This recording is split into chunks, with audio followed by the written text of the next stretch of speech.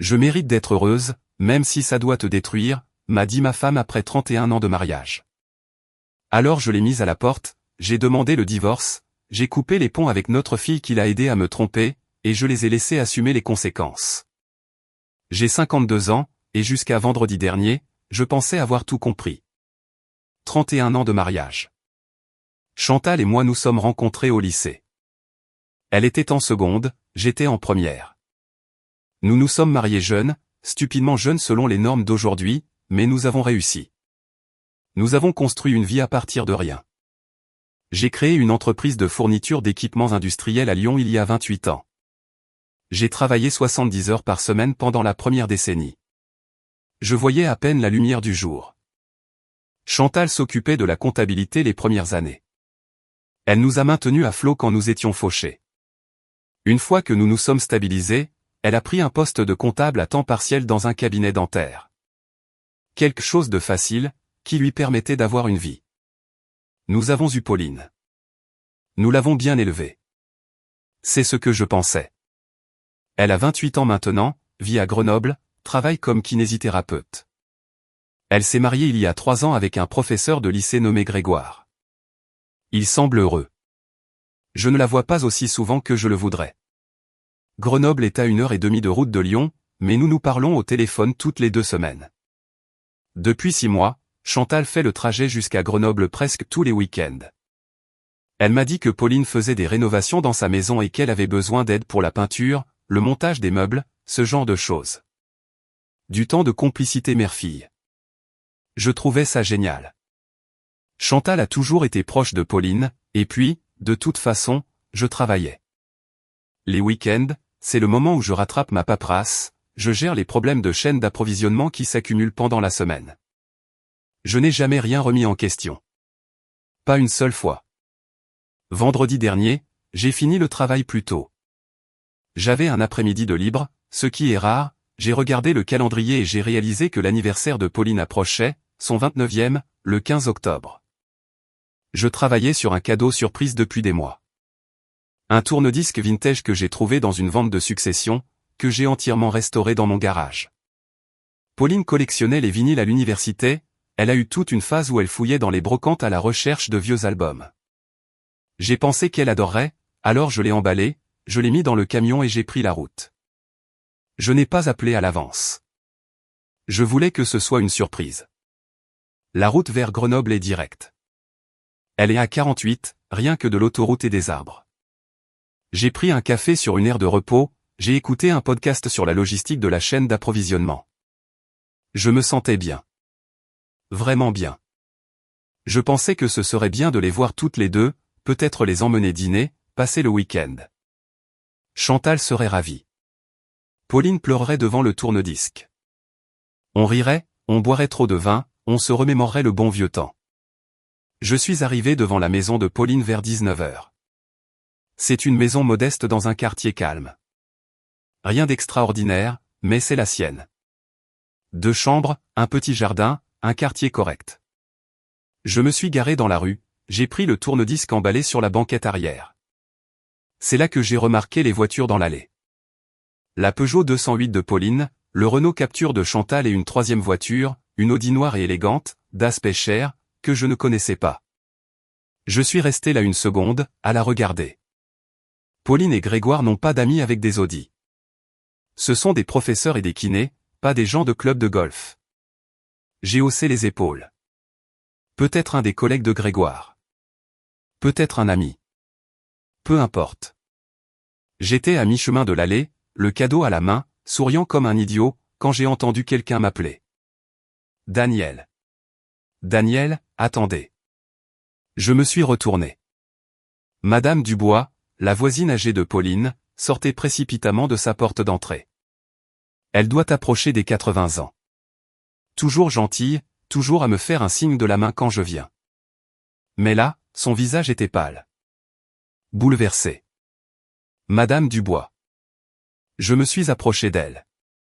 Tout va bien? Elle s'est arrêtée à quelques mètres, respirant fort, se tordant les mains. Elle m'a regardé, puis la maison de Pauline, puis de nouveau moi. Daniel, dit-elle, la voix tremblante. N'entrez pas là-dedans, s'il vous plaît. Nous devons d'abord parler. Mon estomac s'est noué. Qu'est-ce que vous voulez dire, ai-je demandé.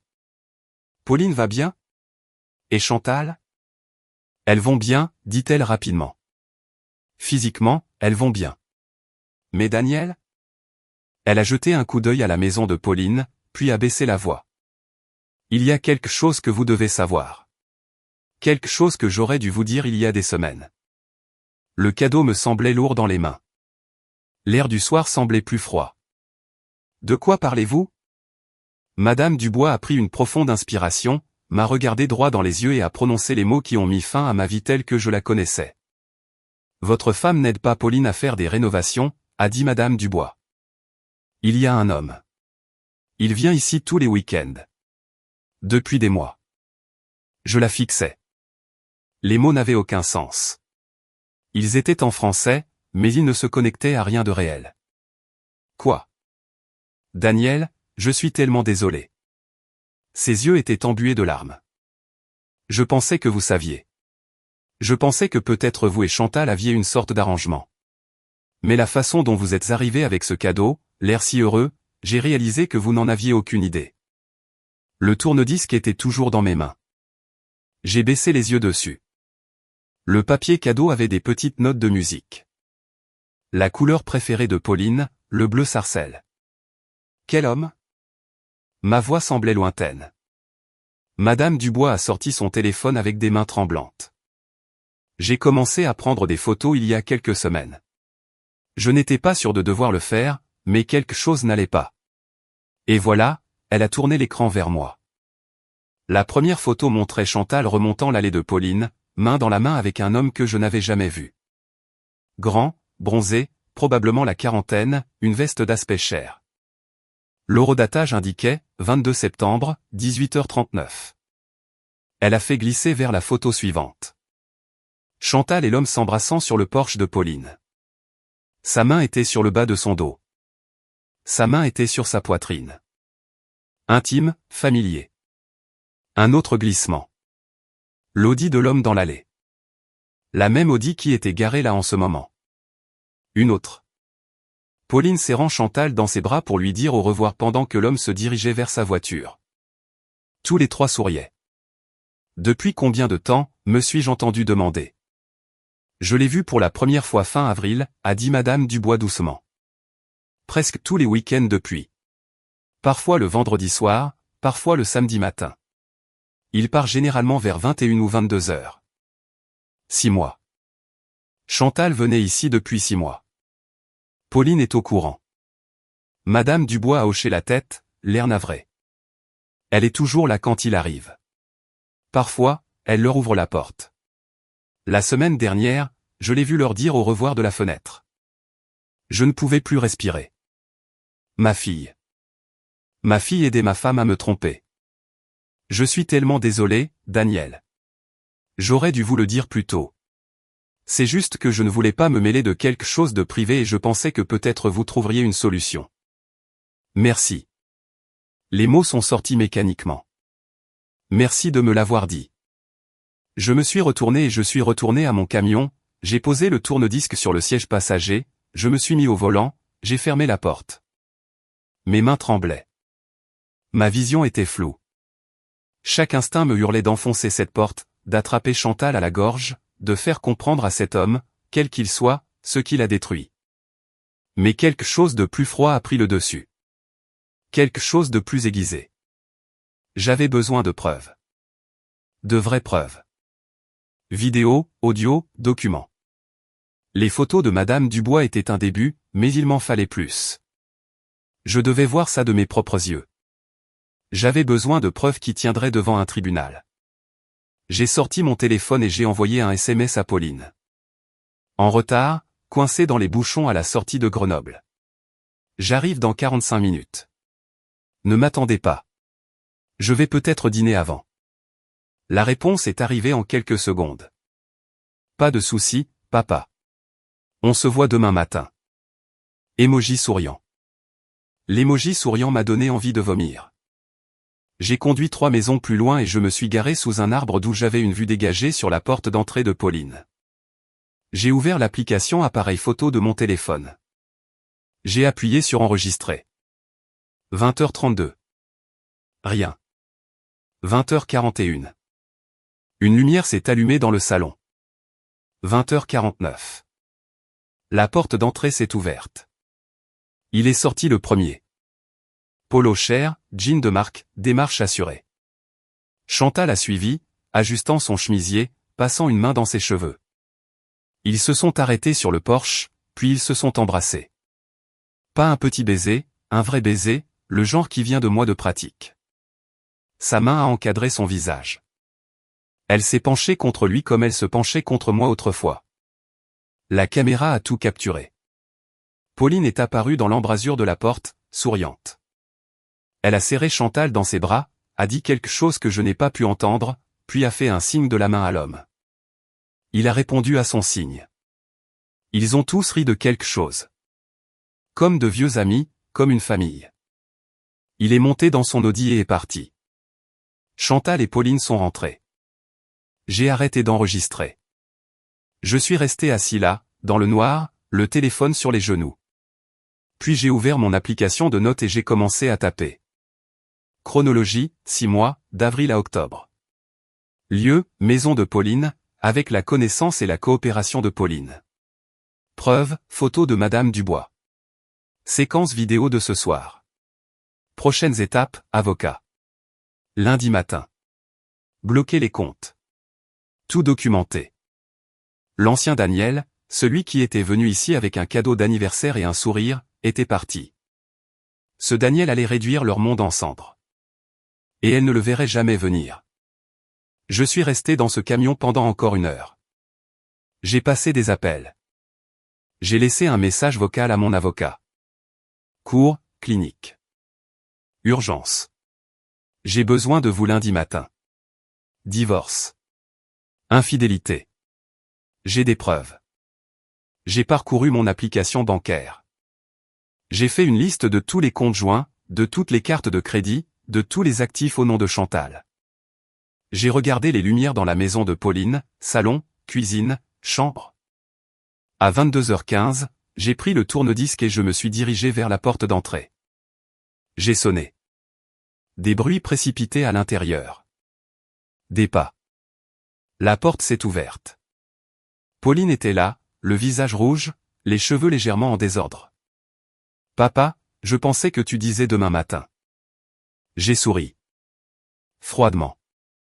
La circulation s'est fluidifiée. Surprise. Oh, waouh. D'accord.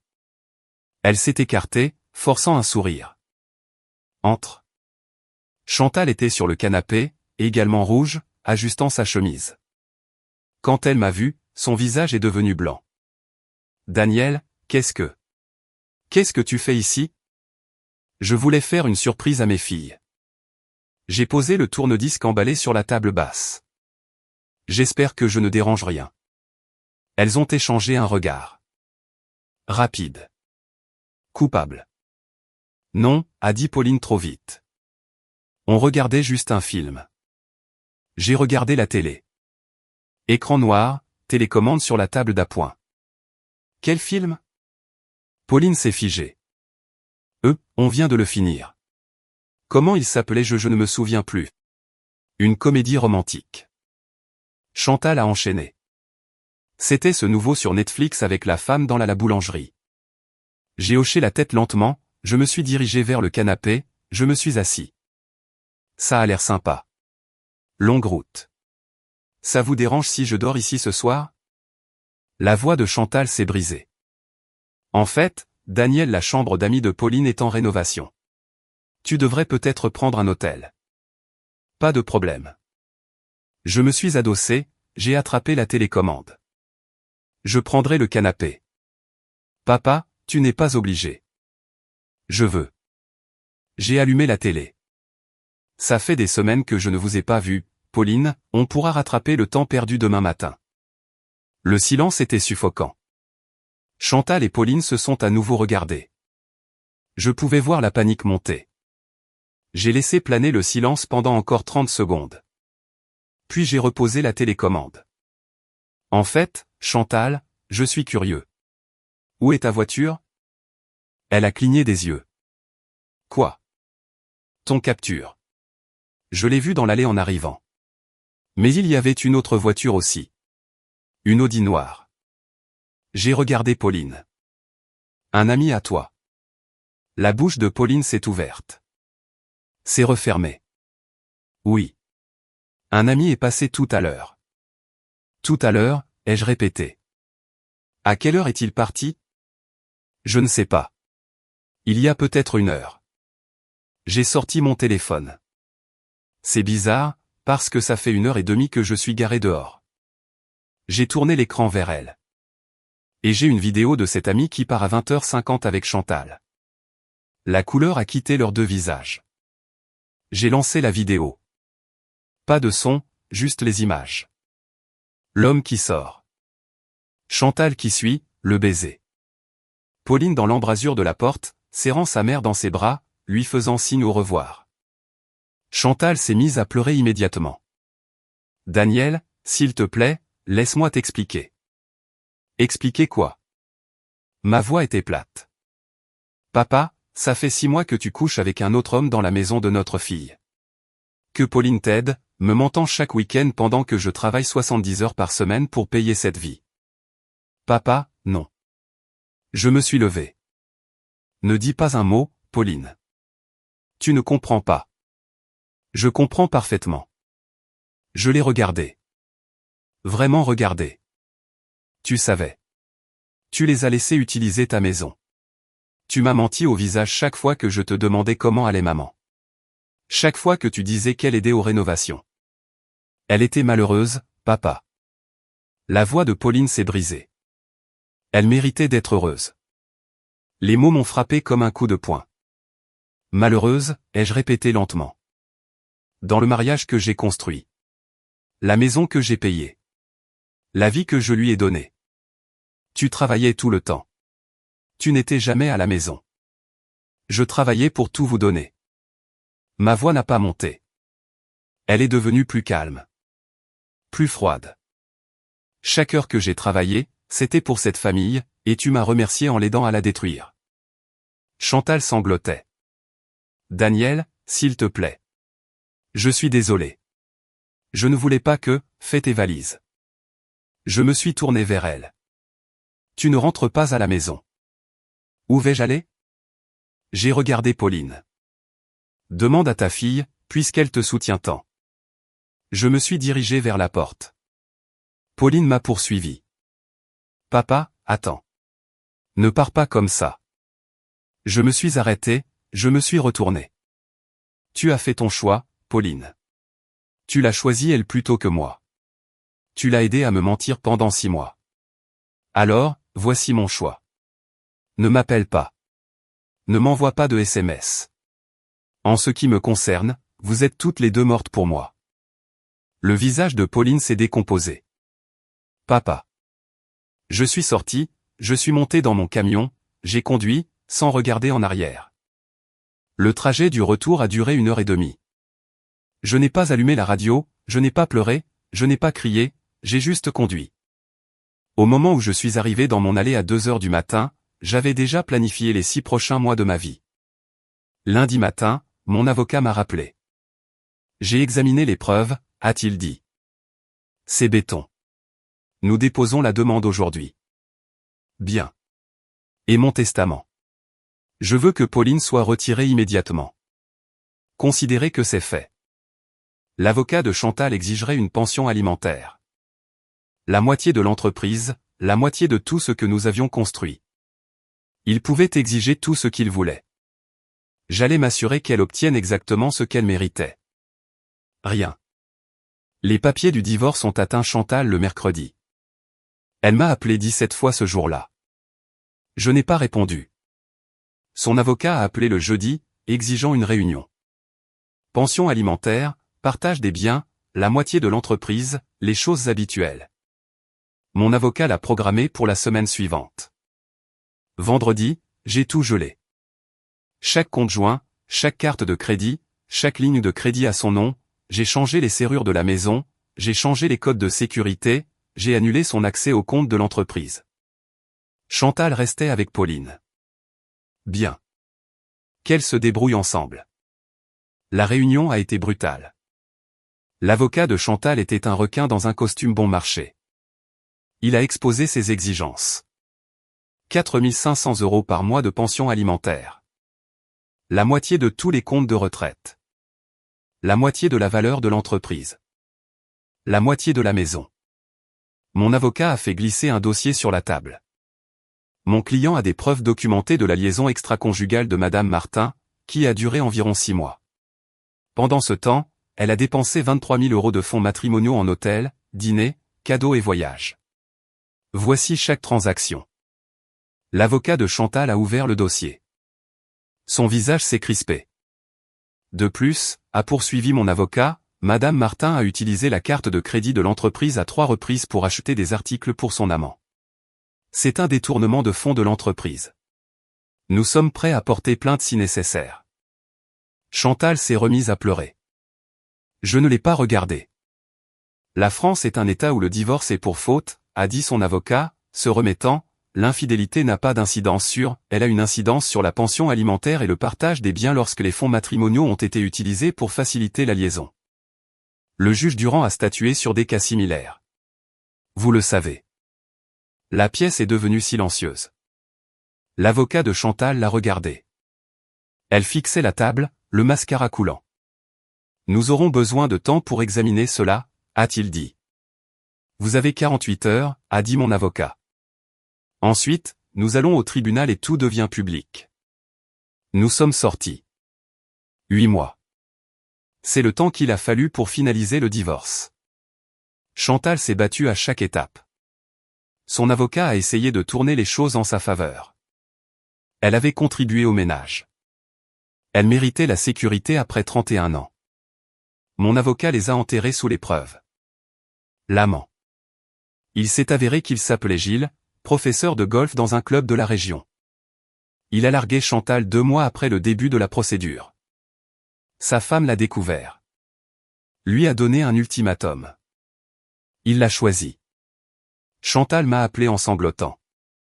Il est parti, Daniel. Il m'a quitté.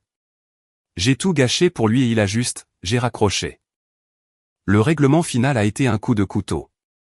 Chantal a obtenu une pension alimentaire minimale. 1800 € par mois pendant 5 ans, puis plus rien.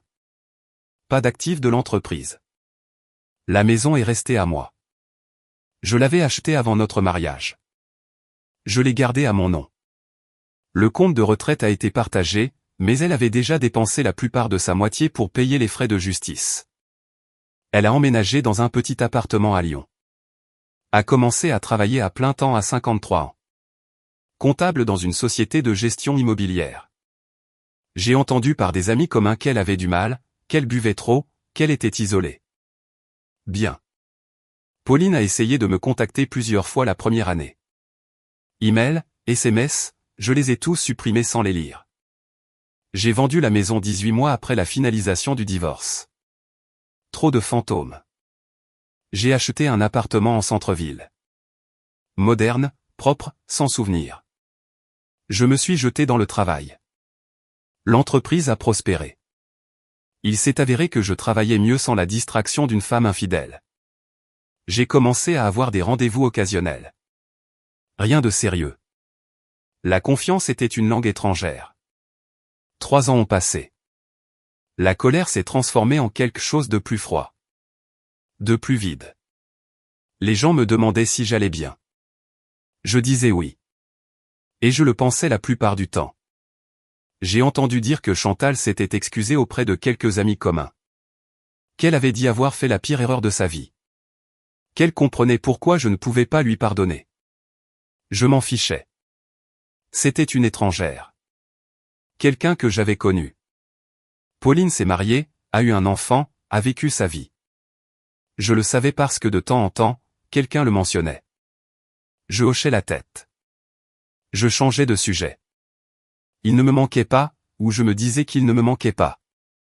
Puis, un mardi matin de novembre, mon téléphone a sonné. Numéro inconnu. J'ai failli ne pas répondre, mais quelque chose m'a poussé à le faire. Allô, papa. La voix de Pauline. Tremblante. Brute.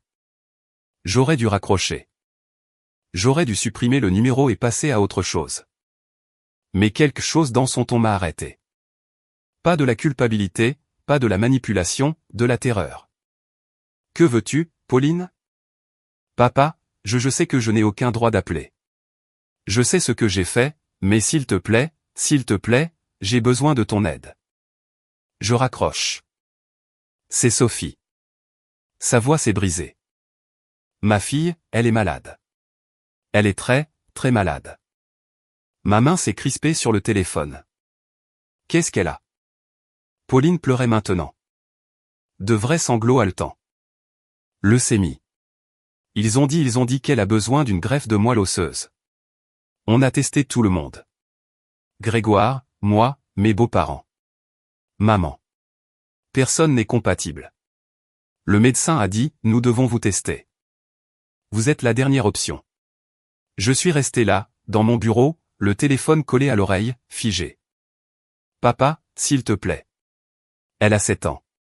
Elle ne te connaît même pas, mais elle est en train de mourir. Elle a 7 ans. Les mots résonnaient dans ma tête. 7. Né 2 ans avant que je découvre l'affaire. Je ne l'avais jamais rencontrée. Jamais vu une photo.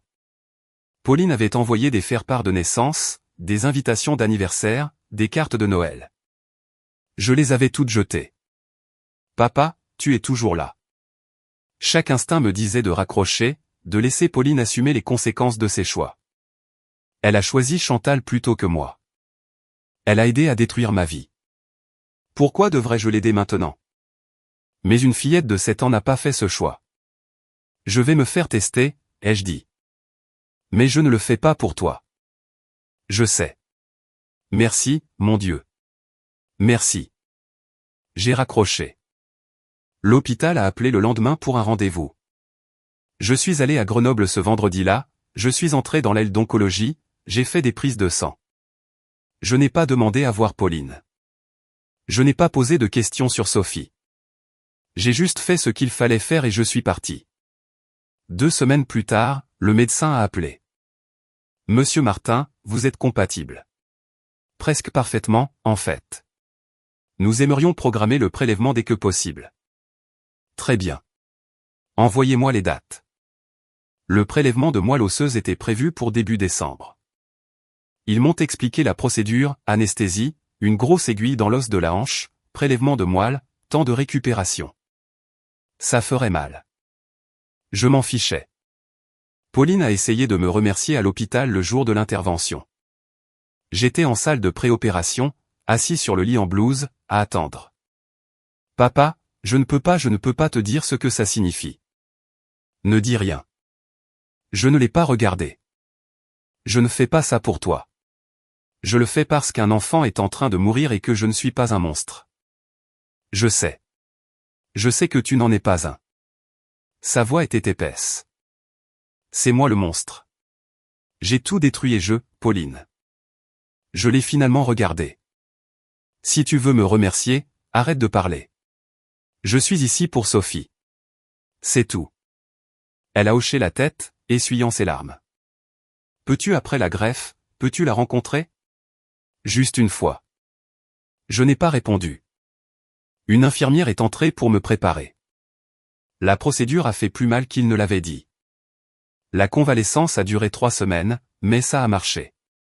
Le corps de Sophie a accepté la greffe. Ses analyses ont commencé à s'améliorer. Les médecins étaient prudemment optimistes.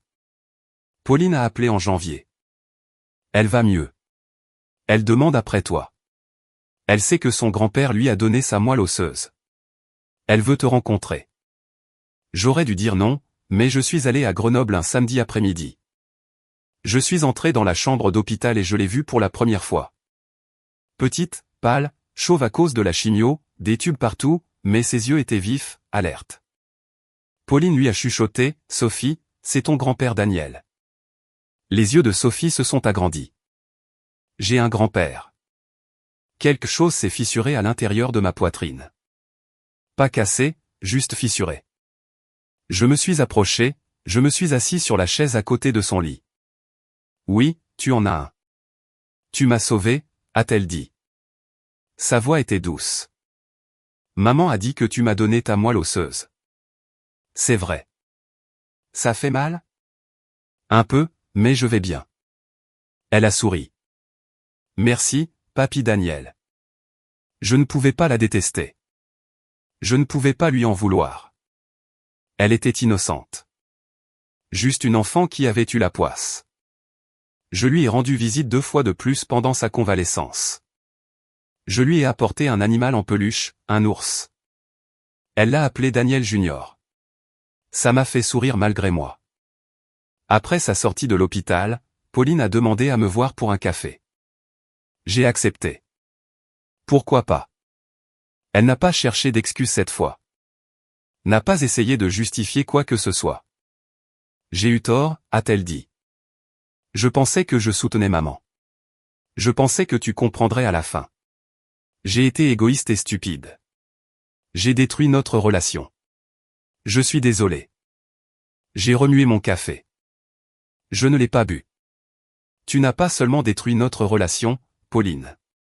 Tu as détruit ma capacité à faire confiance à ma propre fille. Je sais. Je ne te pardonne pas. Je sais, mais je ne peux pas détester Sophie. Elle n'a rien fait de mal. Pauline a hoché la tête, pleurant silencieusement. Pouvons-nous essayer, pour elle? J'ai fixé des limites. Strictes. Je verrai Sophie 2 fois par an. À Noël et à son anniversaire. Des visites courtes. Surveillées. Pauline et moi serions polis, mais distants. Aucune tentative de réconciliation. Pas de faux-semblants comme si nous étions une famille. Pauline a accepté. Elle n'avait pas le choix. 5 ans ont passé. Sophie s'est complètement rétablie. Elle est devenue une jeune fille de 12 ans brillante et drôle. J'ai assisté à ses fêtes d'anniversaire, j'ai envoyé des cadeaux de Noël, j'ai maintenu une distance prudente. Pauline et moi étions civils, cordiaux, pas un père et sa fille, juste 2 personnes liées par un enfant. J'ai rencontré Catherine 3 ans après le don. Elle était infirmière dans un centre de santé communautaire. Veuve, gentille, honnête. Nous avons commencé à nous fréquenter. Nous nous sommes mariés 2 ans plus tard. Elle était au courant pour Chantal et Pauline. Elle n'a pas jugé, elle m'a simplement accepté tel que j'étais. La vie n'était pas parfaite, mais elle était paisible. Cette année, la fête d'anniversaire de Sophie avait lieu chez Pauline. J'y suis allé avec Catherine, j'ai apporté un nouveau vélo à Sophie, je suis resté pour le gâteau. J'étais en train de dire au revoir, je me dirigeais vers ma voiture quand j'ai vu une autre voiture arriver. Chantal est sortie. Elle avait mal vieilli. Cheveux gris, rides profondes autour des yeux, plus minces que dans mon souvenir. Elle m'a vu, s'est figée. Pauline s'est précipitée. Maman, je ne pensais pas que tu ne m'as pas dit qu'il serait là, a dit Chantal doucement.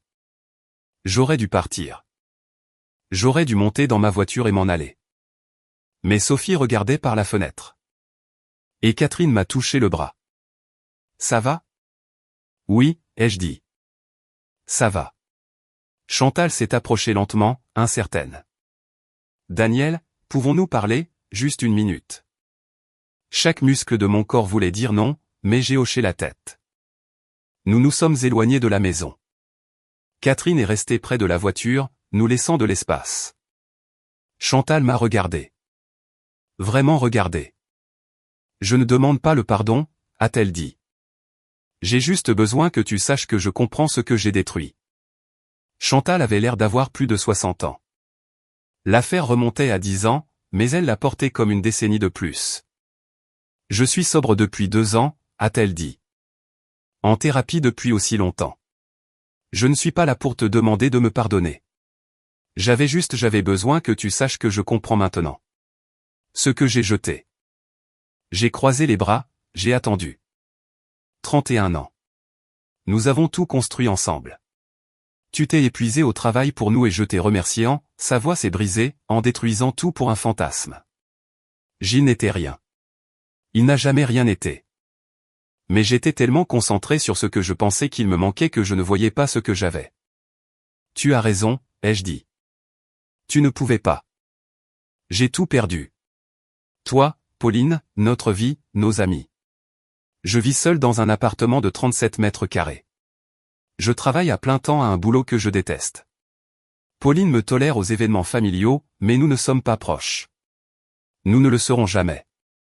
Elle sait de quoi je l'ai rendue complice. Je n'ai ressenti aucune satisfaction. Aucune vengeance. Juste rien. Ou peut-être de la pitié. Difficile à dire maintenant. Pourquoi me dis-tu ça, ai-je demandé. Parce que tu mérites de savoir que tu avais raison sur tout. J'ai fait mes choix. Je dois vivre avec. Elle m'a regardé. Es-tu heureux, Daniel? J'ai jeté un coup d'œil à Catherine, appuyée contre ma voiture, patiente et stable. Oui, ai-je dit. Je le suis. Le sourire de Chantal était triste. Bien. C'est bien. Elle a l'air vraiment gentille. Elle l'est. Je suis contente que tu aies trouvé quelqu'un. Tu méritais mieux que moi. Pendant 10 ans, j'avais imaginé ce moment. Chantal s'excusant, brisée, implorant mon pardon. Dans mes fantasmes, je disais quelque chose de cinglant, quelque chose qui la détruirait. Mais là, debout, face à cette étrangère qui avait été ma femme, je ne ressentais rien. Je ne te pardonne pas, Chantal, ai-je dit doucement. Je ne pense pas que je le ferai jamais. Mais je ne te déteste plus non plus. Te détester me demandait trop d'énergie. Elle a hoché la tête. Je comprends. Tu as fait tes choix. J'ai fait les miens. Nous devons tous les deux vivre avec. Je sais. Elle a hésité. Pour ce que ça vaut, je suis désolé. Vraiment. Je te crois. Elle a commencé à s'éloigner, puis s'est arrêtée. Merci d'avoir sauvé Sophie. Pauline m'a dit que tu n'étais pas obligé de le faire. Que tu l'as fait quand même. Je ne l'ai pas fait pour toi ou pour Pauline. Je sais, mais merci quand même. Elle est retournée à sa voiture, et partie. Je suis resté là un moment, puis je suis retourné vers Catherine. Ça va, a-t-elle demandé.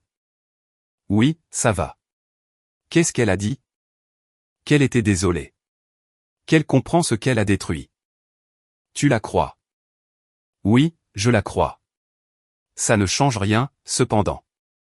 Catherine m'a serré la main. Tu es un homme bon, Daniel Martin. Je suis un homme qui en a eu marre d'être en colère. Nous sommes rentrés à la maison dans un silence confortable. Ce soir-là, nous nous sommes assis sur notre balcon avec vue sur la ville. Catherine lisait. Je buvais un café. Mon téléphone a vibré. Un SMS de Pauline. Merci d'être venu aujourd'hui. Sophie a adoré le vélo. J'ai répondu. Contente qu'il lui ait plu. Simple, distant, mais civil. Catherine a jeté un coup d'œil. Tout va bien? Oui, tout va bien. J'ai pensé à l'homme que j'étais il y a 10 ans, debout dans un camion devant la maison de Pauline, regardant ma femme embrasser un autre homme, planifiant ma vengeance. Cet homme voulait du sang, voulait que Chantal souffre, voulait que Pauline paie. Et d'une certaine manière, elles l'ont fait. Chantal a perdu son mariage, sa stabilité, son cercle social, sa dignité. Elle a perdu l'homme pour qui elle a tout gâché. Elle a passé 10 ans à se battre seule, me regardant reconstruire une vie meilleure sans elle. Pauline a perdu son père, non pas à la mort, mais à un choix. Elle me voit 3 fois par an. Toujours à distance. Toujours avec la conscience qu'elle a détruit quelque chose d'irréparable. Nous ne sommes pas une famille. Nous sommes juste des gens liés par un enfant. Et moi. J'ai perdu une femme infidèle et une fille qui a choisi la trahison plutôt que la loyauté. Le meilleur échange que j'ai jamais fait. J'ai construit une nouvelle vie. J'ai trouvé quelqu'un d'honnête. Quelqu'un qui me choisissait chaque jour. J'ai bâti une entreprise dont je suis fier. J'ai fait la paix avec le passé en refusant de le laisser définir mon avenir. Les gens me demandent parfois si je me suis vengé de Chantal. Je leur dis, oui, j'ai bien vécu. J'ai tourné la page. J'ai construit quelque chose de réel avec quelqu'un qui le méritait. Chantal a tout perdu pour un fantasme qui a duré 6 mois. Pauline a perdu la confiance de son père pour toujours. Et moi, je me réveille chaque matin à côté de Catherine, je fais un travail que j'aime, je vois ma petite fille quelques fois par an et je me sens sincèrement heureux. Ma vengeance n'a pas été bruyante, n'a pas été dramatique, n'a pas été un grand geste. C'était la paix. C'était de choisir de prospérer au lieu de laisser leur trahison me détruire. C'était de construire une vie si belle que leur absence l'a améliorée. Chantal vit avec le regret. Pauline vit avec la culpabilité. Et moi, je vis avec Catherine dans une maison pleine d'honnêteté. Dans une relation bâtie sur la confiance. C'est comme ça qu'on gagne.